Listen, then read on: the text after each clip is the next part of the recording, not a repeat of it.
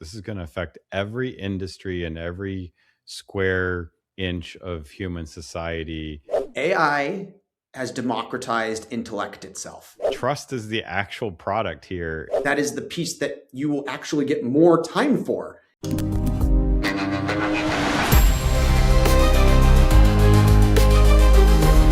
Hello, everyone. Welcome back to AI with Bry, the show where we are cutting through the noise and helping leaders learn, leverage, and lead with AI. I'm Brian Denstead, and you can think of me as your Chief AI Officer, helping you find your path. I want to start today with something Elijah said recently that really stopped me in his tracks. And I'm paraphrasing here a little bit. The only difference between him and the MBA students asking for his career advice was a series of failures and the resilience to get back up from them. So that is someone who has thought carefully about what this moment actually demands of people. So I'm welcoming to the show Elijah Gutman. He is the CEO and founder of Hartford AI Partners, an AI implementation consultancy that he's built specifically for businesses that cannot afford to get it wrong. We're talking financial services, insurance, wealth management, investment banking, and venture capital. Those are regulated industries where one bad AI decision has real consequences. He's tool agnostic, he's provider agnostic, and LLM agnostic, just like me. No platform is paying him for any recommendations, and his only job is to tell you what actually fits for your business, even if that answer is you do not need the tool you came here to ask about. So he is also serving as the AI product strategist at Emergence, which is a FINRA-registered broker-dealer where he built an AI-driven private market due diligence platform. That's quite a mouthful we're going to unpack from scratch. And he took it all the way up to production. So he's building the AI he wished existed for the industry he actually works in. And I think that's a very different thing from what most AI consultants are doing. So Elijah, welcome to the show. I'm really glad you're here. Thanks. That was a great tee up. Yeah, I mean, what is it that I do, right? Like in the end, I offer a solution to existing business problems. And that allows me to come in and provide consultation services, whether that's building automations, building agents. Honestly, a lot of the time, as I have observed, I am part of something called the AI Collective here. It actually started in the Bay Area and has expanded itself all the way to my lowly central Connecticut area. And one of the things that we do there is just kind of get a feel for people's actual AI proficiency. You know, we have anyone from teachers and artists to like CEOs, founders, and investors all coming into the same room and asking, how do I implement this stuff? And I have found that solidly 9 out of 10 people fall into what I call the ChatGPT write an email for me bucket. That's right. And the gap between that and some of JP Morgan or Goldman Sachs, which has like full end-to-end automation processes with little pieces of human in the loop systems to make it, to make sure that they don't get sued, there is this huge gap. And I service the middle zone, right? Where there are small, medium-sized businesses who have the capital and are seeking to expand and they want to implement this stuff. And I come in, my background is in business analytics and product. I interview them. I make sure I know what problem that it is that they solve. If it's a relatively simple one, I can basically build the automation. If it's more complicated, I can hand it off to one of my automations engineers, and I can do that. I just wanted to, go back into the comment that you started with, which was the difference between me and the MBA students that I work with. I like to partner with universities, and that's for when we're building businesses or platforms. My main client is an investment bank. We like to be like, all right, well, we have some extra capital, let's build a platform, or let's go down this business development path because we think it'll bring in revenue. And I will bring in students to help me do that. And I went and I judged a competition up in Toronto, actually, for the 24 interns that we had helping me build this AI due diligence tool. They were doing all the business stuff because despite how wonderful graduate students are, I still want experienced engineers actually doing the building. They did all the business stuff. And they were asking me, how do I get to where you are? And I said, guys, you just have to fail a bunch, right? Like Yeah. I A have, lot. and that's A it. lot. Like Yeah. how did I get into this? Like I had a chat GPT moment, end of 2022. I was like, the world's about to change. I turned to the people I was working with at 3M at the time. No one wanted to listen to me. And I said, you know what? I quit. I'm going to start Hmm. my own consultancy, and the rest is history. But, Yeah. little does anyone know, for the first few months of that, that was not easy. No, And, for like it sure. took a while to acquire clients. It took a while to get to now the point where I have, a investment bank that is, pays me fees to build businesses in AI on their behalf.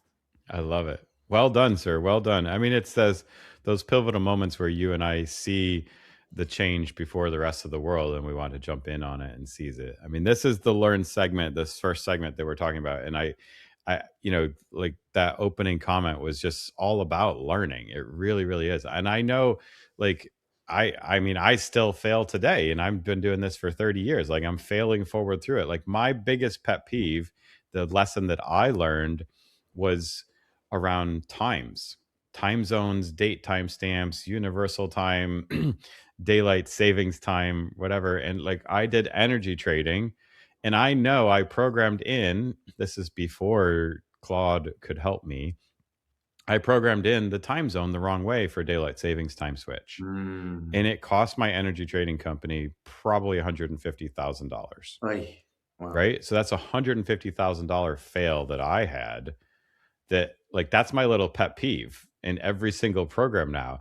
And I don't like it when people send me an email and they say EDT when they really meant EST, because there's a huge difference between those two things. And I learned my lesson the hard way.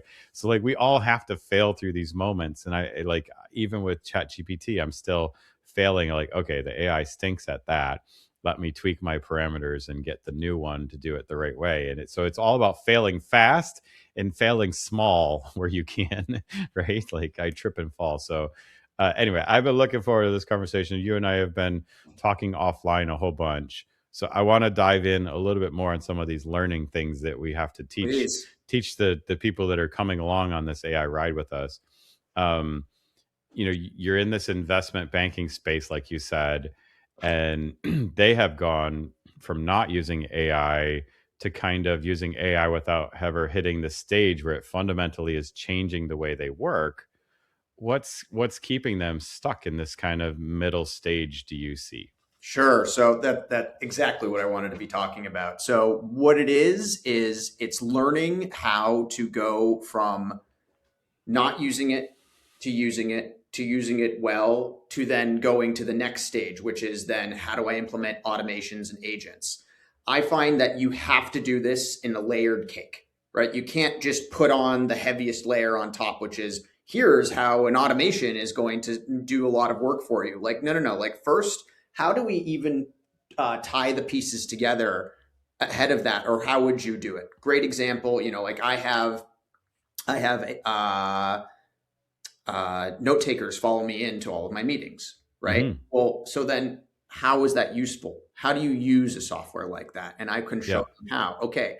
How do you then put that into a project folder in Claude to make sure that you have a persistent memory set? Okay. Now that you have that, how is it that you can turn that into a series of folders that then an agent can have access to? These are the stages.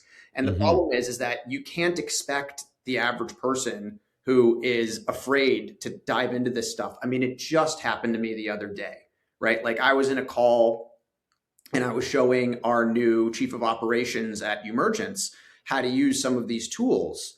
Hmm. And, and she, by no fault of her own, had been intimidated to even try. And I think that it's just, there's still, and this is something the entire AI industry has to like kind of focus on, is that they have yet to pierce the barrier of it making it seem like this is a tool for developers when Mm. it's not anymore, right? Hmm. It's the It's most not. humanly accessible technology, and they honestly have to move from that. And just one last idea here, like I love the like learn lead, right? Like I learned this, now I am leveraging it and eventually leading people through it, right? That's And right. that is that matrix of understanding actually has helped me in my own day to day. I love it. Well, and it's interesting because I do think of you and I as strong leaders in the AI space. We're the subject matter experts of AI right now. People are turning to us for that leadership. But it's an effectively, I mean, AI as like a PhD has probably been around since the 60s, Mhm. but GPT and LLM is effectively 3 years ish old. I mean, there's precursors to that that very few people have used or heard of. But you and I today, even as leaders, feel behind constantly. Mhm. You know, like I read the Neuron, I read some of these other newsletters as much as I can, as much as my time will allow leading.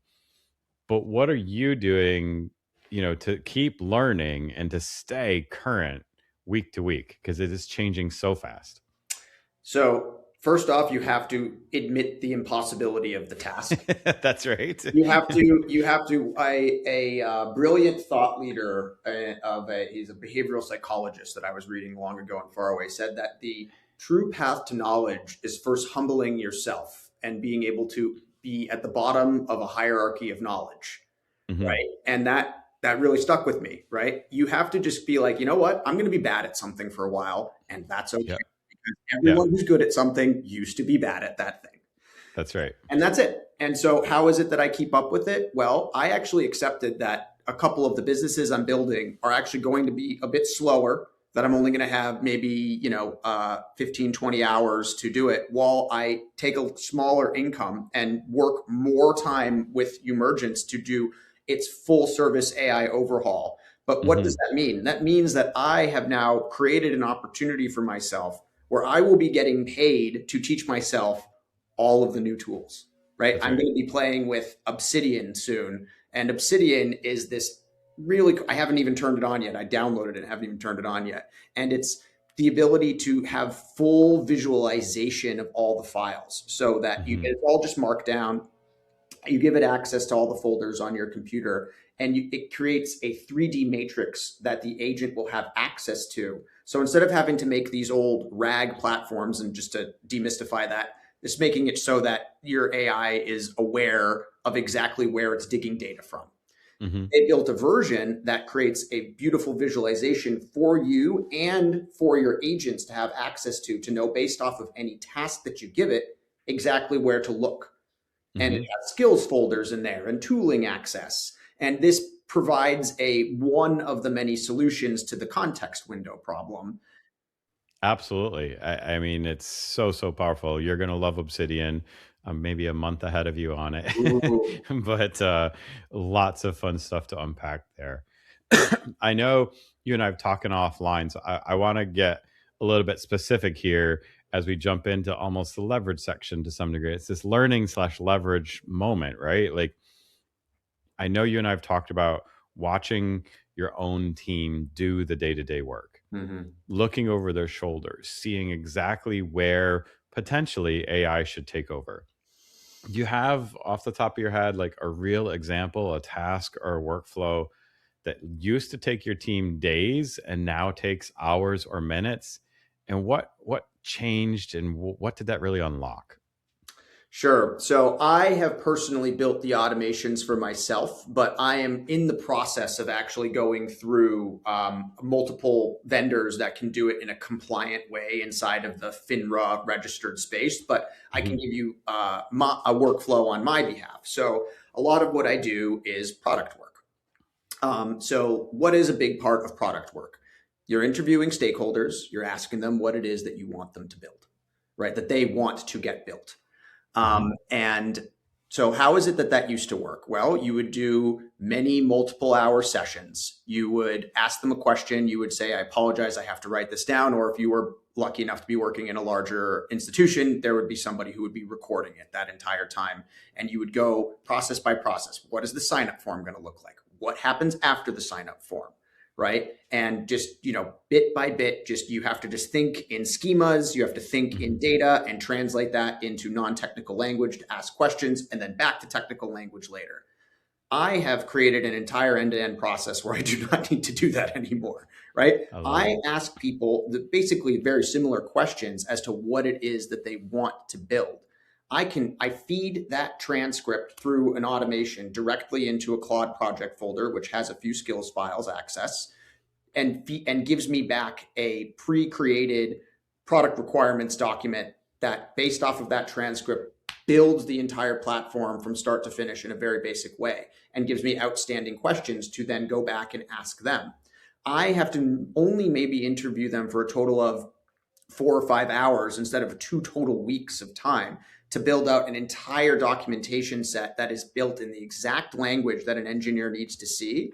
And then I encourage my engineers as well to then, it's like, hey, how do I break this up into epics and stories and tasks? Well, guess what? That's another beautiful task for AI. And just, like, what is it that the project is? Just give the whole thing access and ask questions, right? Yeah. Like there's the workflows are all there now. And then another really good one, and this is just like for people who don't want to do the deep dive and they just want to hand these tools off to their employees, the thing that I encourage for them, Claude Browser. Claude Browser will allow you to do any process that would normally be you clicking and typing, hand the task off to Claude Browser. It creates a little mini agent for you, and it just does the thing. Schedule this meeting for me. Is it going to do it faster than you? No, but it will do it for you while you're doing something else. That's right. Yeah.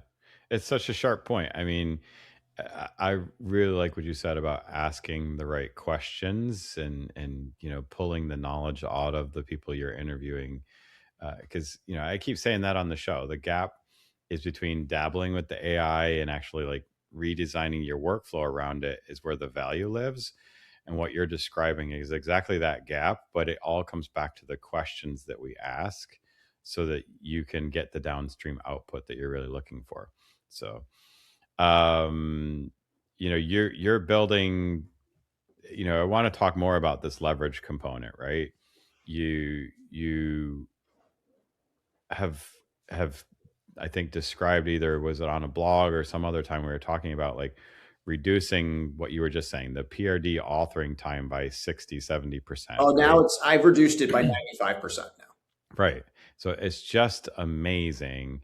And then at Hartford AI Partners, you're acting as this guide, not a vendor. You're tool agnostic, LLM agnostic.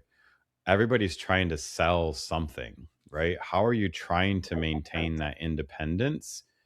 And why do you think it matters so much to people and your clients? Sure. I mean, no one's sponsoring me, right? No one is saying, hey, I want to use my tools and I will cut you in, right? Like I've never been a fan of that particularly. I had some, without naming names and breaking NDAs, I've had some negative experiences in my corporate past in just such a way, right? Like I never understood why we had to use big ERPs if we could have just made the module ourselves for like a quarter of the cost, right? Yeah. And so like now, funny enough, like I just have that same philosophy in all things. Like when I'm designing automations for people, like I was just doing an on-site the other day with a medtech company that is really cool. Their name is Bilomics. They do the ability to send in samples, and you get gut bacteria testing, and they give you advice, and they, the tooling that does that is just beyond complicated. It's not something you do yourself.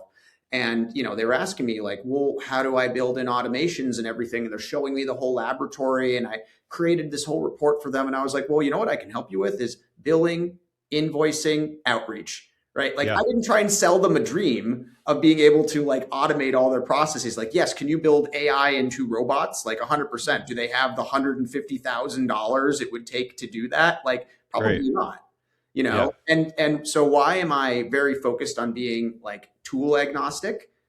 Because the tools mostly do exist, and there's no reason to make custom versions. Now, why is it that I ended up making a custom diligence tool for the industry? Because there wasn't a compliant version. It simply didn't exist, right? Yeah. Like to be able to use Claude or ChatGPT to solve this problem, you would be breaking all sorts of rules from the SEC and from FINRA. Even the big guys out there like Hebbia and Blue Flame, they don't have audit trails. So new rules that were passed, they don't meet those requirements. And so we built a tool that did.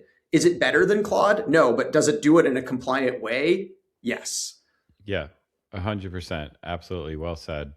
And like, here's another thing I know you and I touched on briefly, and I go back and forth because, you know, I think of myself as a jack of all trades CTO that has played in a lot of different spaces and industries, but I have a good majority of my experience in healthcare, and I know healthcare inside and out, right? As a healthcare CTO a lot of the time. So, you know, for every leader that's sitting in this regulated industry space, whether it's healthcare or finance, I want you to sit with this a little bit and think through what Eli is going to say here.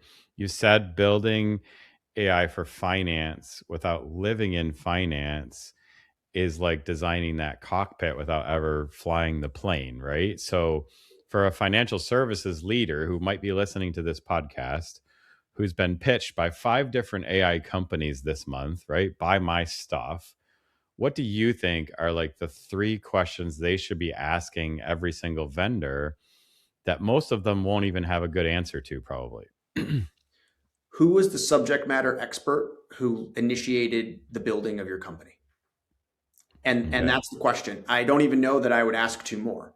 because the it really comes down to, like, how is it that AI can do any of this stuff? It acts as this unbelievable enhancement to an existing skill set, right? We have flattened the curve to be able to get access, sure. But if you don't even know how to design these tools or what questions to ask, then you might end up, just down a rabbit hole, right? There was another case just the other day of a law firm that bought one of these new, like, legal AI tools, and they were like, oh, you don't have to double check these in the same way. Just do a basic overview of the Hmm. outputs, right? And they were presenting a case. It had hallucinated the whole thing. Oh my Like, gosh. and yeah, and so they're going to get sued, and they were already in Hmm. the process. I mean, it's just a big issue. And Yeah. so can you trust an AI company? 100%. You totally can. I mean, it's the future. But Yeah. I would much more trust a co-founder. Let's stick with this legal space. I would trust a lawyer and an engineer who were the founders of the company, more so than two engineers who Yeah. happened to have their rich uncle who was a lawyer. That's right. Oh my gosh, I love that. It's what I keep coming back to. Like, the ROI of getting this right in the regulated industries is not just the efficiency we're seeking, right? It's what you just said. It's trust. Mhm. Trust is the actual product here, especially in financial services. When you get that AI implementation right in that context, then I think that compounding effect is going to be enormous. Couldn't agree more. And you just have to be careful, right? Like, why is it that I have taken my sweet time doing vendor procurement instead of just diving in and being like, oh, let me talk to my bankers and make an N8N automation, right? Because the tools might already exist in a regulated space. I've been speaking with Hmm. some vendors right now who they'd already design automations and agents through BPMN diagramming, and have the audit trails and have the persistent memory that is required. Now, like, depending on the costs, I might go with them, or I might design my own, because I've learned that I can also make the tooling inside of this. If ever it's Hmm. above my head, I have automations engineers who I can go to, right?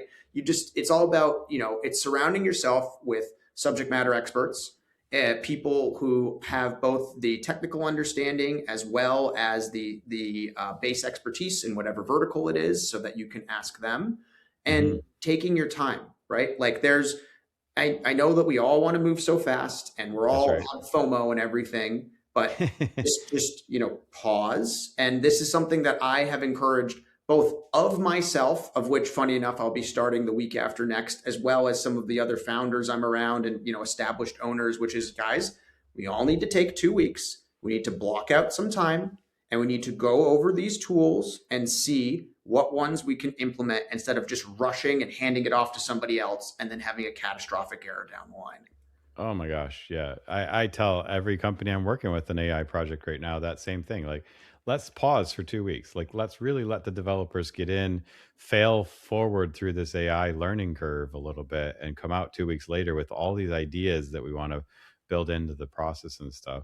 So the last segment is really leadership.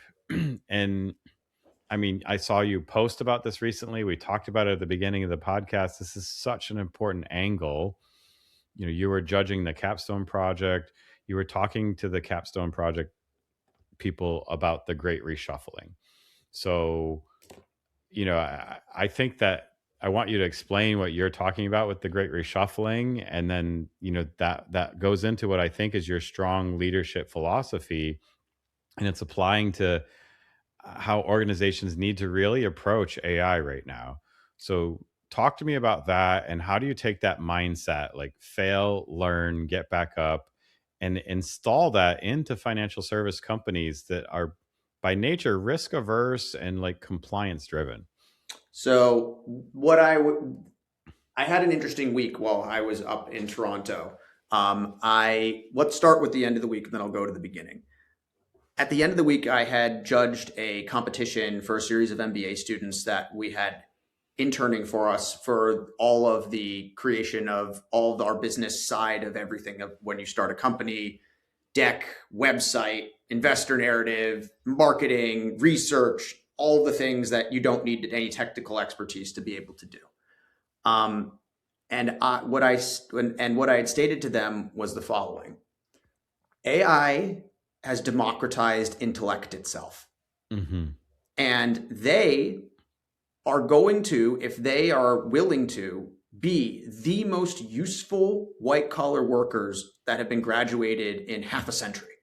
And Mm-hmm. that if they're willing to, put them to do what I have done, which is put themselves at the bottom of a hierarchy, except that they may need to work at Target for a month while they learn this stuff, they will Yeah. then be the most useful white collar workforce ever. They just need to accept that, put themselves at the bottom, and learn it. And Mm-hmm. that's it. And so my leadership in the field is as simple as me accepting that I was no different than anyone else around me here, that I needed to teach this stuff to myself, and now I offer that as a tool for people, right? Mm-hmm. And that's really it. But that was the end of my week in Toronto. What did I do at the beginning of the week? I was there at the Alts Canada and Private Credit Canada conference. So this is, the movers and shakers in private equity and private credit. Mm-hmm. This was for me to be able to acquire both deal flow on behalf of the investment bank. That's my main client. I find that the relationship part is just as entertaining to me as the tech part. So, why not do Sure. that too? And just kind of feeling what the field was like up there and their taste for AI anything. And I have some calls scheduled with them. But they are eager and they want to go down the rabbit hole, but some of them are intimidated to do so because it is such a human relationship focused industry. And they're Mm-hmm. worried that that's the piece that's going to get removed. And what I tell them is that that is the piece that you will actually get more time for. If you Yeah. guys are willing to do this correctly, you just have to do it in a way that you just have to make sure that you are hiring the people who've done this in a compliant way before, and work with them and just work with vendors. A lot of what I do for a lot of these companies is direct them towards the right vendor. And that's it. Yeah.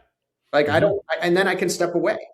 And so, just to ending note on my part, right? What was the takeaway from this? They have released this 23-page white paper right at the beginning of the conference, and I think it was called World and Thought Leadership CIAI or CAIA, and Kaya, so CAIA.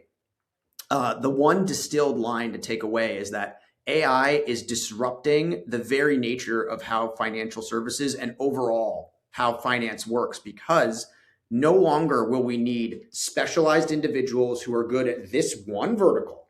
That's just Mm-hmm. not necessary. Why? You need people who are curious and capable of using these tools and have a overall generalized knowledge set in a field, and then anytime that vertical presents itself, well, how about that? You've got a PhD intellect right next, Mm-hmm.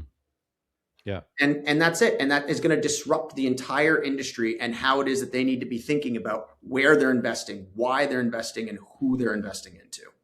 Well said. I heard Jeff Bezos say a quote or something. This is a horizontal market shift. this is not going to affect financial services. This is going to affect every industry and every square inch of human society, top to bottom. Like there's nothing that's not going to be impacted. And like we have very, very few horizontal market shifts happen. We're getting more often, but we had electrification of America. We had the assembly lines. We had the computer, the internet, and maybe you could say VR and blockchain potentially, but like AI is a true guaranteed horizontal shift everywhere, every industry. So we're wrapping up here. I want you to a couple of quick rapid fires as we're running out of time. Tooling and some of your favorite companies you're working with or companies you love. Hit me with some highlights on those two. Well, I know that at this point, I'm sure it's a cliche, but OpenClaw. And I do encourage people if they haven't already, because I feel like people are intimidated by that tool. Fine, let's just baseline accept you'll be intimidated. Well, guess what? Now through Dispatch and Claude Cowork, I mean, you can do probably like 85% of the same stuff as long as That's you're right. willing to give you give it access. I mean, just try and do something that normally you'd click through and be like, hey, just take the half an hour of your day and just ask it to do it, and then it'll ask you for permissions, and then eventually you'll be like, oh, okay, well, I will just let it do this for me. That's right. And that's it, right? What are the other tools? I know that so Whisperflow is another one. I know it's not so much focused on AI, but Whisperflow, I don't type anymore. That's right. Yeah, you shouldn't be. If you're not using Whisperflow or Superflow, go download them and try them. You press a button, it listens to you, auto types what you says, runs it through a very simple AI, and then just corrects it for you before putting it on the screen. Right? That's there. Yeah. It's that. Another one that we're about to be opening up a partnership with a cool company called Get Victor. What is Victor? Victor is a full service AI agent that sits inside of Slack or Teams. So now you have one AI brain that has access to sub agents for an entire team. And it integrates with HubSpot, Salesforce, Google Docs. Like it can act as this single all-purpose repository for all knowledge inside of an entire department or a whole organization that is entirely contextually aware of anything that you guys are working on. You can send it to go make a presentation for you or a report to make sure everyone up in C-suite is happy. And, this, by the way, that's an organization. If anyone wants to talk to me about that, I am already an advocate on their behalf. They're going to be a multi-billion-dollar company someday. I love it. I love it. Well said on a couple of those. I love it. I want to ask one more, a little bit deeper question, and then we can wrap up. So, and I want a real answer on this, Eli. Okay. You're working inside of like deal teams. You're building production AI systems. You've launched your consultancy, and you and I know we feel behind constantly in this like field that's a few years old, right? So there are leaders out there that are still AI skeptics. And if you had to give one piece of advice to the leaders who want to go from like skepticism to like dabbling with AI to actually leading with it, like talk me through like what would you say to these skeptics that are like, no, AI is using too much electricity. AI is a hype thing. We got to have the human, like we see it, we hear it on a regular basis still. What do they need to stop doing? What's the thing they need to start doing? I would say to them that they need to look up the history of the cost of compute and the cost of the production of electricity. If they are able to look at those two graphs together, they would see that eventually the cost and environmental impact of AI will dramatically reduce, and the overall net benefit of all of these tools will dramatically rise. Never in history has that not happened. Or I'm sorry, I apologize. There is one example. There is only one job since the beginning of the first industrial revolution that ever happened to, and that was the bellboys in the elevators who press the buttons. That's right. That's it. That's the only time that's ever happened. There are more of every job today now that is just the nature of economics. And I would also direct them to, read some books on economics Yeah. that may assuage their sense of this. And lastly, I would end with this, which is, what was it that we did during the Industrial Revolution? We reduced the amount of time that humans and horses had to spend doing muscle-based laborious labor. And that freed us to be able to use our minds to be able to build what we think of as the information age. And think about all of the unbelievable access that all of us now have to the most amazing. We have supercomputers in our pockets, for goodness sake, and that's what happened as a result of freeing the human mind. Now imagine to be able to free the intellectual capital that we have to do that once again. The smartest people on earth will now have maybe, because I'm not an AI super optimist. I think we'll have an extra, 5 to 15 hours a week as a result of these tools, right? Yeah. Imagine all the additional things that we're going to invent and all the wonderful human interactions with each other. And if you don't think that time should be going into inventing stuff, well, guess what? You can spend it with your kids. That's right. Absolutely. Friends, family, all that. Absolutely. Well said. I agree completely. I thought you were going to for sure mention we're moving all the data centers to outer space with solar. Oh, we'll get there. Free cooling and free electricity up there. But I'm really walking away from this conversation with a tremendous amount of knowledge. But the underlying factor that I think is why I think you and I get along so well is we both are on this mentor guide journey. Like, we are not vendors, and being a guide is a strong business model. And I think, I have told many others I'm on the vegan side of this fence to some degree, and it's the right ethical stance for an AI implementation where trust is the product, right? We're moving towards this trust is the product angle. And I really like that framing. It's one that every financial services leader probably needs to hear right now, is to lean into the trust. So Elijah, thank you for being here. How do people find Hartford AI Partners and get that first free consultation? HartfordAIPartners.com. Pretty easy, right? All right, perfect. We're going to make sure. Feel free to find me on LinkedIn as well. And one last thought I will leave you with. When I was at that conference in Toronto and I was speaking with the guys who run consortiums of family offices and some such very official stuff, the amount of money that is going to be poured into infrastructure to power these data centers and to build the rockets to get them into space, the conversations have occurred and the money is getting deployed. So we are entering a golden age, ladies and gentlemen, and it's going to be a lot of fun. I love it. I love that prediction there too. So we're going to make sure that HartfordAIPartners.com and all of Elijah's links are in the show notes. So you can click straight through and book some time to chat with him. To everybody out there, if you're leading a team in financial services, insurance, or any other regulated industry, or you're trying to figure out how to move from dabbling to actually building with AI, please help me share this episode. This is the kind of conversation your leadership team needs to be having. So follow along on the podcast. Please leave us a review. I want your feedback. Check out all the ways to connect with me and Eli, and check the show notes below. Again, I'm Brian Denstead.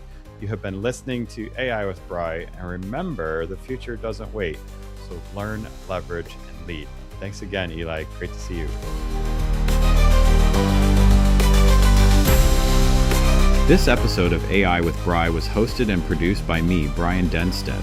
Produced with help from Nancy Velasquez and Kelly Lopez. Video by Leo Moralina. Sound AI generated. Find us on all platforms at AI with Bri and visit ai.bri.net for more. Learn, leverage, lead.